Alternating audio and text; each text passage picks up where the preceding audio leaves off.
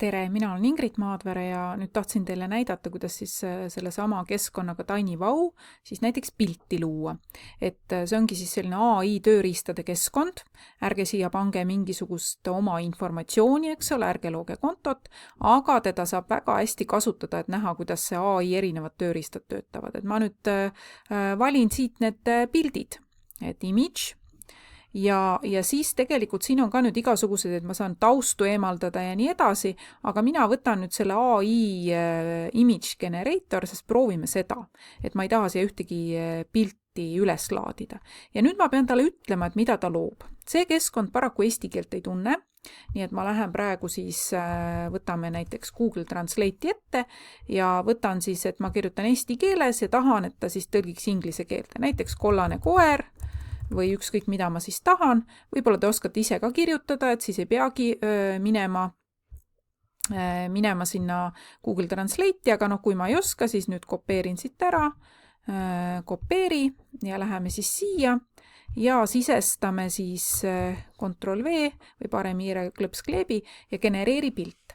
Ja tegelikult pildi genereerimine võtab alati aega, sellepärast, et ta peab kõigepealt aru saama, mida ma talle üldse sisestasin, ta peab aru saama sellest tekstist ja siis arvuti ei näe pilte nii, nagu meie näeme, et tema jaoks on need pikslid ja arvud, nii et pildi genereerimine võtab alati tehisintellektil väga palju ressurssi.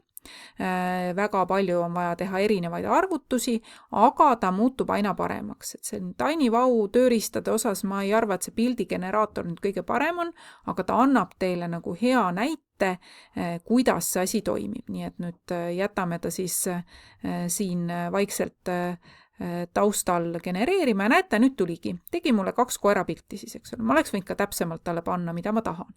Ja kui ma nüüd siis seda pilti tahan, siis üks variant on see, et ma näiteks proovime teda kopeerida. Parem hiireklõps, kopeeri pilt ja näiteks kui mul on mingi esitus või dokument, kleebime selle pildi siia.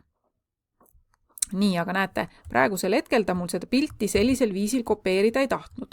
Siis, kui teil see ei õnnestu, siis on päris mitu erinevat varianti. Ma tean, et paljud teist armastavad lõikeriista. Ma võtan korra selle lõikeriista lahti. Mäletate?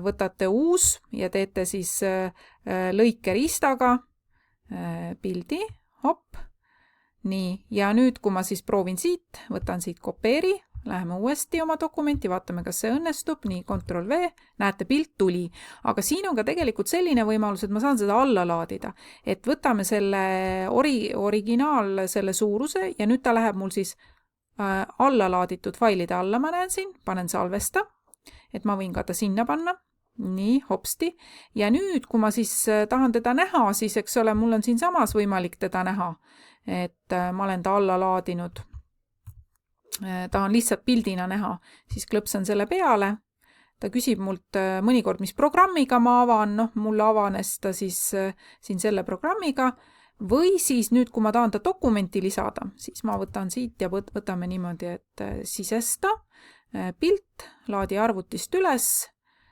ja nüüd mul on ka vaja otsida siis alla laaditud failide all ja näete, siin on ta mul ilusti olemas, ava ja tuli ka.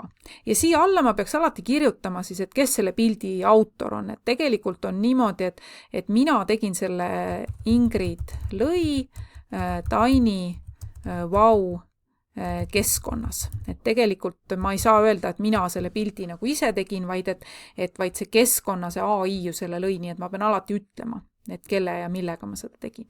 Aga see piltide loomine on muidugi tegelikult päris tore ja kui kirjutada võimalikult täpselt, mida ma tahan, siis minu meelest te võiksite proovida.